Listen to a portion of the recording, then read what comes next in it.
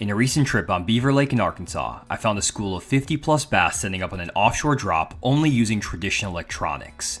I went in to catch a ton of fish off the spot, catching them almost every single cast. And in this video, I want to explain my full process for locating schools of bass offshore with traditional electronics, 2D sonar, DownScan, and SideScan. I'll first show you a few areas that I graphed before finding this big school to show you what I look for when I go to the lake on my electronics, and some areas that are maybe close to being good but weren't quite right on this day. And then I'll show you the spot that was absolutely loaded, and I'll show you how I put them in the boat without forward-facing sonar. Let's get into it.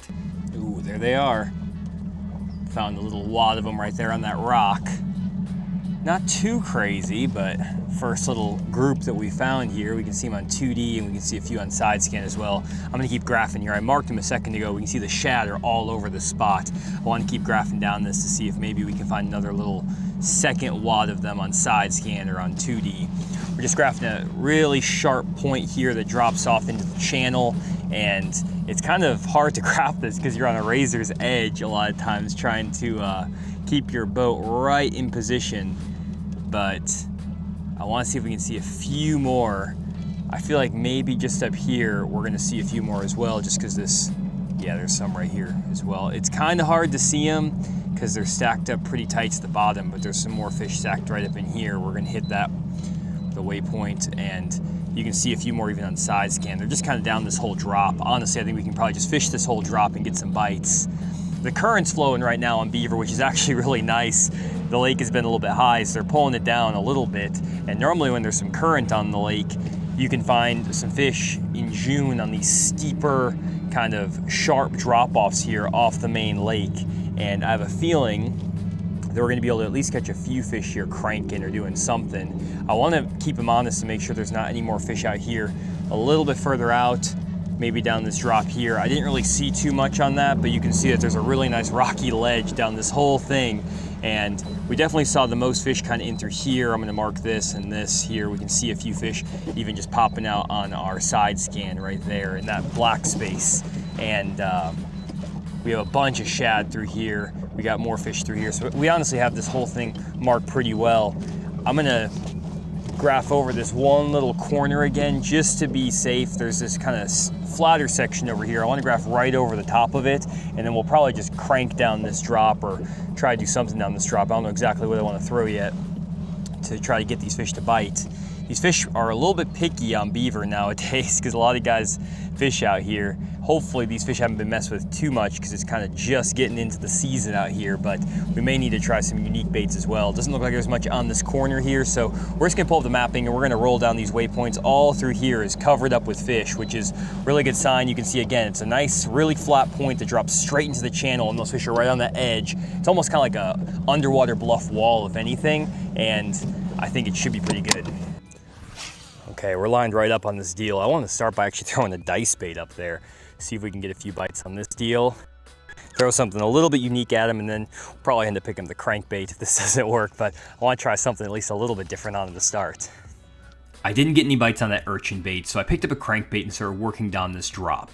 I didn't get any bites, and I threw a few other baits, but the fish just weren't cooperating on the spot, and I have two theories why. One, the timing wasn't quite right. Sometimes these offshore schools will only bite for a few hours of the day, and a lot of times that's later in the afternoon, so I may have been a little bit early on the spot. Another possibility is that someone had just fished this spot 20 or 30 minutes before I pulled up here. There were a lot of boats on the lake this day, and there was one angler that I know is really good at fishing offshore on this lake, so he may have beat me to this spot. So it was either a timing deal or a rotation deal, but either way, if you don't get bit on a spot within 10 to 15 minutes of fishing it without forward-facing sonar, I find that it's best to just move on and try to find a fresh school that's more willing to bite. Uh-oh. Might have a few fish off this drop right here. You can see a bunch of them in the shadow of the SideScan over here. There's some more fish kind of sitting high up. I'm gonna pull up the full SideScan here and show you guys what I'm looking at. You can see a bunch of dots in the shadow of the SideScan. So we have a dot here, here, here. Whenever you have these dots in the shadow of the SideScan, it's basically fish that are suspended off the edge of the drop. There's a few of them kind of scattered through here. I just wanna make a few marks and then graph back over that. And basically what you have is that you have a really nice drop off right here on the right side of the SideScan, and SideScan basically acts like a flashlight that shines on the right side, on the left side of your boat. And so what's happening is that these fish are sitting in the middle of the channel, but above the level of that drop. That drop right there is maybe 15 feet, so they're suspended over the side of the drop, and the flashlight of the side scan's hitting these dots. And if the fish are sitting right tight to the bottom, you're really not going to see them on side scan super well, and you also won't see them if they're down in the middle of the channel, because that dark black area, that's basically just an area where the side scan beam can't hit. So basically these fish that we're seeing in the shadow over here are fish that are suspended above the level of the drop, like maybe 13 feet down over the middle of the channel, and then they're right next to that 15-foot drop. And I think after graphing that whole thing, we didn't really see too many dots around here other than like right in this zone, there was a bunch of them. So I want to go back over here and see if we can graph a few up with 2D sonar as well. Okay, so we're getting back over here to this drop, and we already see a couple of fish suspended off the side over here. There's a little bit of shad and stuff too. Curious to see if we can see any fish on 2D as we get up over the top of this deal. I still hadn't seen a group of fish stacked up on 2D sonar or DownScan on this ledge, so I decided to regraph it a few more times, and I just never found enough fish grouped up together to make me think I could catch them without forward-facing sonar. If you have forward-facing sonar, you can sometimes pick up the isolated individual fish swimming around, but without it, it's better to find fish that are grouped up in 10 to 15 fish schools. They're a lot easier to catch, and so this spot has potential, but it wasn't quite right for the way I was trying to fish on this trip, so I decided to move on and try to find a better looking area. Maybe a few fish right here. Down the side of this drop. I marked one here earlier. I thought I marked one. It's kind of sneaky because they're really tight to the bottom. Look like there's a couple more over there. Interesting. I'm on the side of a really obvious point, and they aren't like up on top of the point, but you can see a fish right here and a fish right here on 2D. If we zoom in, you can kind of see that little arch, those little tiny nubs right there. Those are fish. Curious to see if they're actually stacked up on this deal. Got a little brush pile over here. That's not really anything too crazy. Might be a fish or two in there, but I'm kind of excited about this little grouping over here, this little wad. If that's actually fish, we may be able to crank some fish up here, catch some fishing down the side of this point. Let's regraph this. This point drops straight into the channel. So you can see we're pretty much straight in the channel. So it makes sense that these fish would be here somewhere. And it looks like they're kind of just like right on this edge in like 10 foot of water. I could see these fish pushing up on top of this point. Yeah, there's another one. You can just barely see them. They're sitting so tight to the bottom. They're really hard to see even on, we're not really seeing them on SideScan or anything. But these are the fish I love to fish for right now because they're really hard to spot out with traditional electronics. You really can only find them easily on 2D, so I'm feeling pretty good about this. You can kind of see a few more maybe on SideScan over here. There's like a little bit of a, a rockier edge or something like that, and there's looks like there might be a dot with a shadow right in here, so there's kind of like a rocky edge right here. So I think right in through this zone should be pretty good. I want to see if I can crank this up really quick. I think there might be some fish right here to catch. After lining up my waypoints, I threw a crankbait through this whole area but never got bit. And in hindsight, I should have tried another bait other than the crankbait, and I usually recommend fishing 2 to 3 different baits on a spot before moving on, but on this spot I only threw the crankbait, and as we'll see here in a minute, that was probably a mistake because there was a bait they really wanted on this fishing trip, and the crankbait wasn't one of them. So if you do find a group of fish like this, I highly recommend trying 2 to 3 baits before moving on. You don't need to spend a ton of time on the spot, maybe 5 minutes per bait for a total of 15 minutes of fishing the area, but definitely try a few other baits, and don't get hard-headed like I did in this scenario because it probably cost me a few fish. But either way, let's head to the next spot. Ooh, here we go. We may have a couple fish right here. Looks like there's actually quite a few kicking around. This one looks like it might even be a bass. Let's mark this really quick with the fish.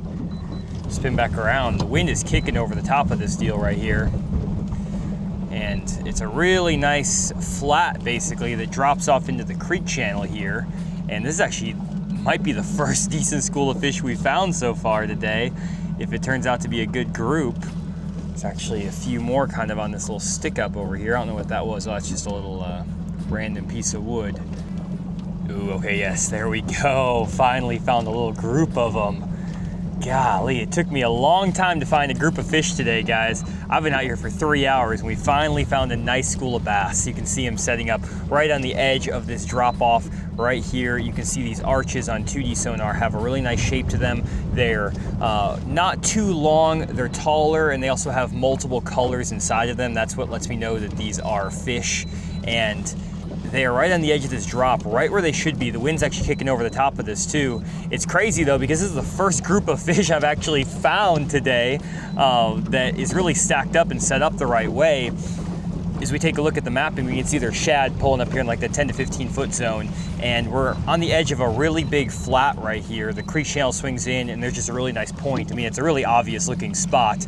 And the thing I like about this type of area is that it's not necessarily like a summertime, like main ledge type area. It's kind of one of those in-between areas. And I think that there's really not that many fish that have pulled offshore yet because the lake was high for a bit. It's just starting to drop back down. They're actually pulling some current right now. So I think these fish are just starting to trickle out here. And this is one of the first spots they'll pull up on. There's a nice ditch right here. They'll spawn all over this flat on these stumps and stuff I marked. And then they'll pull up on a point like this. So these fish are setting up perfect. 10, 15 foot of water.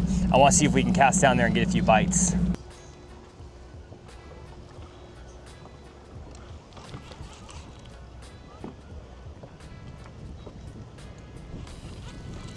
Got them. Here we go. Finally got one of these fish to bite. Threw a crankbait down there, threw a jig, a few other things, and finally had to pull out the trusty tush with the spunk shad. Doesn't feel like a super big one. Oh, golly, came off right there. That was actually a pretty good one. Two and a quarter, 2.5 pounder. Man, for some reason, these fish would not eat a crankbait and they would not eat a jig. And so I picked up this tush with the spunk shad, and it's kind of my third option out here. When they won't bite the other two baits, a jig or a crankbait, they will usually eat this. I don't know why that fish came off, but it was a decent one right there. My goodness, okay. Well, we got the school found finally. And you can see we're casting up there right on our waypoint. Oh, come on. Got him, nice, another one. 2 fish hit on that cast. Not big one, but a good fish on that tush with the spunk shad. Golly, this bait, guys, when they are not biting anything else, this is the bait to get them in the boat. It's a good spotted bass.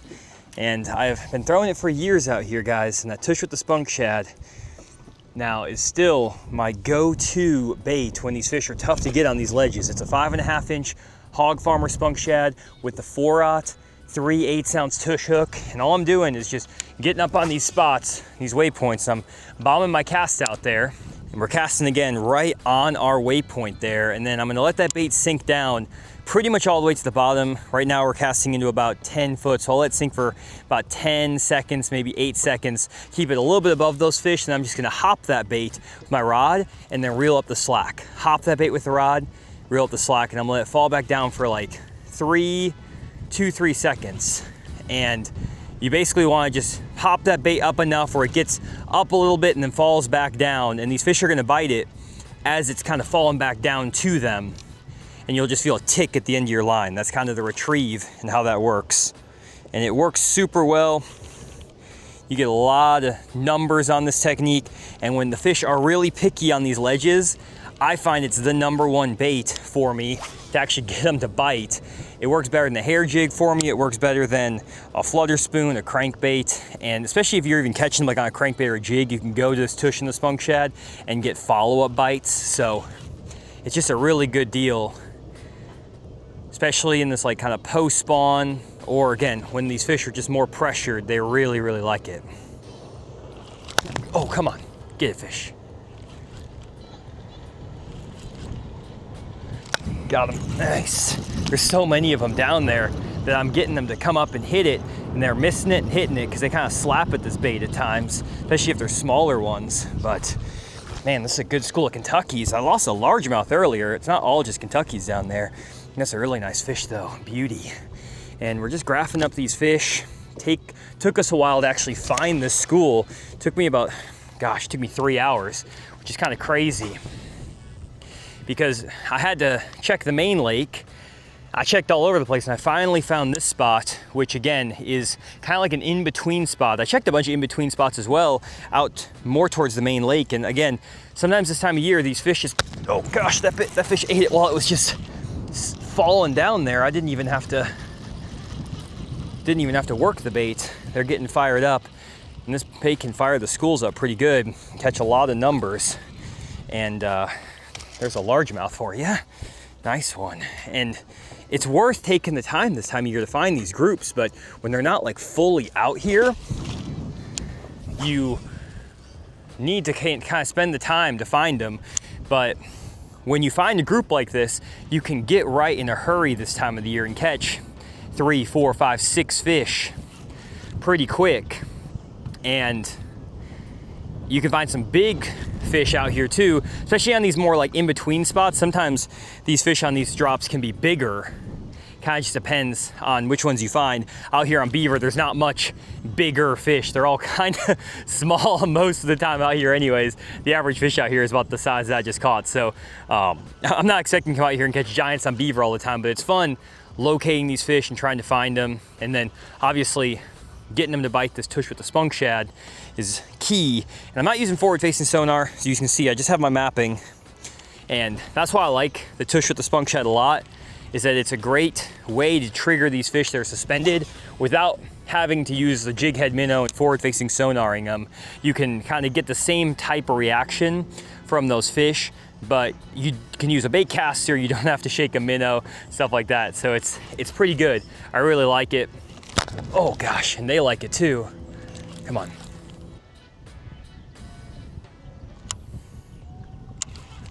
Got them. Nice. Decent fish, it feels like too.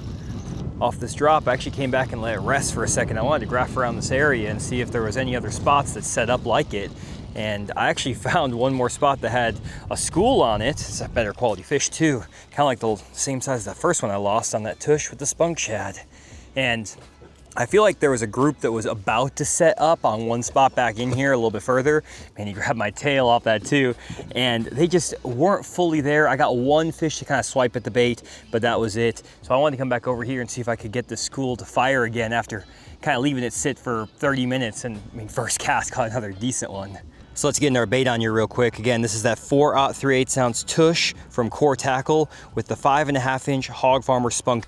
What you basically do is just thread that tush hook into the spunk shad like you would a regular swim bait, and then as soon as the lead meets the nose of that spunk shad, you basically put the hook through and then start slowly feeding it up over that lead. You want to be kind of slow with this steel because you can blow out the nose if you try to just jam it up there and force it. But if you're a little bit just kind of slow, and you don't have to be super careful, but just a little bit careful, you're good to go. That bait will be perfectly straight, and you can get back over here. And a lot of times on these ledges, if you don't get bit, I had a couple fish that were kind of nipping at it right before I left and they weren't really fully committing. So a lot of times if you just let them rest for like 30 minutes, then come back, you can get another fish in the boat. And that's what happened right here. And when you find a spot like this, a lot of times it's about maximizing these fish because it takes a long time to find these spots, as we kind of saw. And when there's more fish set up on the ledges and more spots, it's obviously a little bit easier to kind of run around and just pick a fish out of one school or another. But at the same time, I find that the later you go into the year, the harder, oh gosh, come on, get it, fish. The later you go into the year, oh, he hit again, come on. Golly. Fish hit it pretty hard. I'm surprised he actually missed that. Sorry about that. He pulled my shorts down and everything. Surprised he missed that thing. Let me cast back over there. But anyways, as we get further into the year, these schools of fish are going to get more pressure. More guys are going to find them, and it's going to be harder and harder to catch multiple fish out of these schools. So you kind of have this trade-off early in the summer where it takes a lot longer to find the schools, but when you find them, you can catch more fish out of them. And then later in the year, there's more schools. Oh, come on. Probably those little spotted bass keep hitting my bait, not quite getting it. But as you get later into the year, got them, there we go. These schools, oh gosh, came off. It wasn't that good of a fish. There's a bunch of little spotted bass up here. But as you get later in the year, these schools just get pressured more and more, and so it's harder to do what I'm doing right now, where I'm catching them like basically every single cast or getting bit every cast. It's still, you have to have the right bait. I mean, I've been throwing a bunch of different baits at this school, and I can only get them to bite this one bait. So you still have to have the right bait on top of finding the fish. So there is a lot to it, but, oh God, there we go. But if you find the right bait, and again, this tush with the spunk shad is the right bait, when you find it, you can catch these fish non-stop. And so it's that trade-off. Take the time to graph and have a lot of fun. A lot of times these schools will be here for a little bit too, so you can catch them week after week. It's a good spotted bass too. Not all these spotted bass are small. Some of these are actually pretty good. Look at that thing on that tush with the spunk shad. That's almost a freaking 2.5 pound spotted bass. That's a beauty right there. It's a 2 pound, 4 ounce spotted bass. That's a pretty good one. I mean, it's not 2.5 pounds, but really nice spot. I mean, a 2.25 pounder for a spotted bass is a fun fish to catch. And I mean, when you're getting bit like this, it's crazy how well they're biting this bait. And it's just, as soon as you get it out there a lot of times and you work it once, they seem to be getting it. And I will say, when I'm working these spots, I do like to try to stay as far away from them as I can. And as you can see, I have my range ring set at 100 feet on my mapping here. So I have a 100-foot range ring, and then my heading arrow and my waypoints are there, so I can stay away from these spots and make long casts without having to get right on top of them. Oh, there we go. And I also don't have forward-facing sonar on the boat. I actually literally took my forward-facing sonar off, and I think that can actually, it's a decent one too, can actually make a difference on these schools at times, because when you find them like this, it's another largemouth, you find them like this, you can catch them, and you're not putting that sonar beam on them. I think that can make a difference. And as you can see, another nice fish, solid 2.5 pounder right there, actually a 2.5 pound largemouth. It's a good one. Nice fish right there, getting back down in the lake. I gotta get back up there. Man, fish are going wild on this drop. It's like the second time around here, I think they were set up even better than they were the first time. And I'm just spot locked, which is super nice. I love being able to just spot lock on these areas. And again, without the forward-facing sonar beam up there, I do think at times it actually can help. If you can get the right bait to actually trigger them to bite, you can put a bait up there that they want. Now, obviously, you have to have a big enough group like this to be able to cast and catch and catch and catch. A lot of times, if the school is a little bit smaller, or if it's like individual fish, obviously the forward-facing sonar is gonna make it a lot easier to catch fish. But when you're dealing with this specific situation, I actually find the forward-facing sonar isn't really that helpful, because I'm just casting at my waypoint here. I don't need to see these fish. The fish pulled my shorts down. I need to get another bait on here. Give me a second. There we go, get back up here. But again, not really helpful with the forward facing. So if you do have forward facing, it may not be a bad idea even to just turn the transducer off and don't have it pinging up there. If you're just gonna spot lock and basically just cast on these waypoints like this, I think that it can actually help get a few more fish in the boat. These fish are getting the sonar pinged on them all the time nowadays. And I don't even have any sonar off the front of my boat right now. So that kind of helps, I feel like, sometimes give these fish less pressure, trying to stay far away from them. The spot lock trolling motor obviously is still running, so if it wasn't so windy, oh God, I would sometimes even try to not spot lock. Obviously it's not mattering that much, but these fish are getting more and more pressured every single day. So the less you can mess with them, the better at times, with trying to get different, trying to be a little bit stealthier and stuff. That fish choked another 2 pound spotted bass. There's good fish on this spot. And we saw them on the graph. We saw they were good ones. So it's not surprising. And these fish are definitely now like really chewing. They're eating this thing so good. It's every cast. And this is a lot of fun.